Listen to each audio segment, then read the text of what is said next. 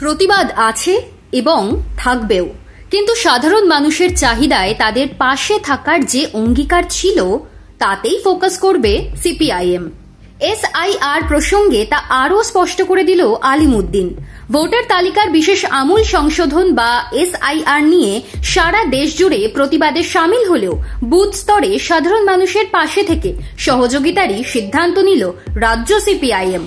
করোনার সময় যেমন রেড ভলেন্টিয়ার বাহিনী কাজ করেছিল, সেই ধাঁচেই দলের কর্মী সমর্থকেরা ভোটার তালিকা সংশোধনের সময় স্বেচ্ছাসেবকের ভূমিকা পালন করবেন বলে সিদ্ধান্ত নেওয়া হয়েছে। সিপিআইএম এর বক্তব্য, প্রান্তিক মানুষের পাশে দাঁড়ানোর পাশাপাশি প্রকৃত ভোটারের নাম যাতে কোনোভাবেই বাদ না যায় সেদিকে নজর রাখার জন্য এই অবস্থান।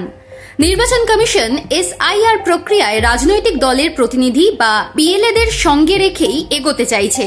তবে বিহারে বুথ স্তরে রাজনৈতিক দলগুলির ভূমিকা নিয়ে প্রশ্ন তুলেছেন কমিশনের নিযুক্ত বুথ লেভেল অফিসার বা বিএলওরা। বিষয়টি সুপ্রিম কোর্টের নজরে আনায় সর্বোচ্চ আদালতও দলগুলির কাছে স্ট্যাটাস রিপোর্ট চেয়েছে। বিহারের অভিজ্ঞতা মাথায় রেখেই বাংলায় কমিশনের আনুষ্ঠানিক প্রক্রিয়ার বাইরেও দলীয় স্তরে সক্রিয় থাকতে চাইছে সিপিআইএম। দলের রাজ্য সম্পাদক মোহাম্মদ সেলিম যা স্পষ্ট করে দিয়েছেন। তিনি সাংবাদিক সম্মেলন ডেকে বলেছেন, বিহারে বা অসমে কি হয়েছে আমরা দেখেছি। সবচেয়ে বেশি বিপদে প্রান্তিক মানুষজন, তাঁদের পাশে থাকা আমাদের কর্তব্য। কোনো প্রকৃত ভোটারের নাম বাদ দেওয়া যাবে না। যাদের নাম নেই তাঁদের নাম তুলতে সাহায্য করতে হবে।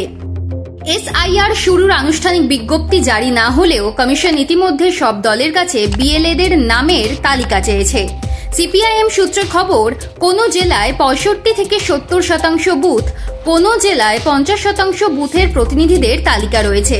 অর্থাৎ সব বুথে লোক দেওয়ার মতো সাংগঠনিক ক্ষমতা সিপিআইএম এর নেই। তাই স্বেচ্ছাসেবকের ভূমিকায় সহায়তাও কত জায়গায় দেওয়া যাবে তা নিয়েও প্রশ্ন থাকছেই।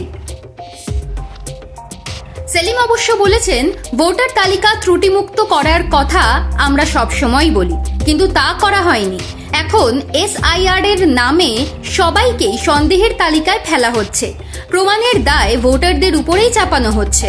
আমরা রেড ভলেন্টিয়ারের মতো কর্মী সমর্থকদের নিয়ে কমিশনের এই চেষ্টার প্রতিবাদের পাশাপাশি হাতে কলমে মানুষকে সাহায্য করব, যাতে কোনো নাগরিক বঞ্চিত না হন। একই সঙ্গে সেলিম অভিযোগ তুলেছেন, আমরা মুর্শিদাবাদের ভোটের পরে বলেছিলাম ভোটার তালিকা থেকে গণনায় কারচুপি হয়েছে। এখন হরিয়ানা, মহারাষ্ট্র সামনে এসেছে। এসআইআর এর মাধ্যমে প্রান্তিক অংশই সবচেয়ে বিপদে। বিহারে তা প্রমাণিত। মানুষের পাশে দাঁড়াতে হবে আমাদের। এবারের বিধানসভা নির্বাচন সব অর্থে মাঠ ও মাঠের বাইরের খেলা।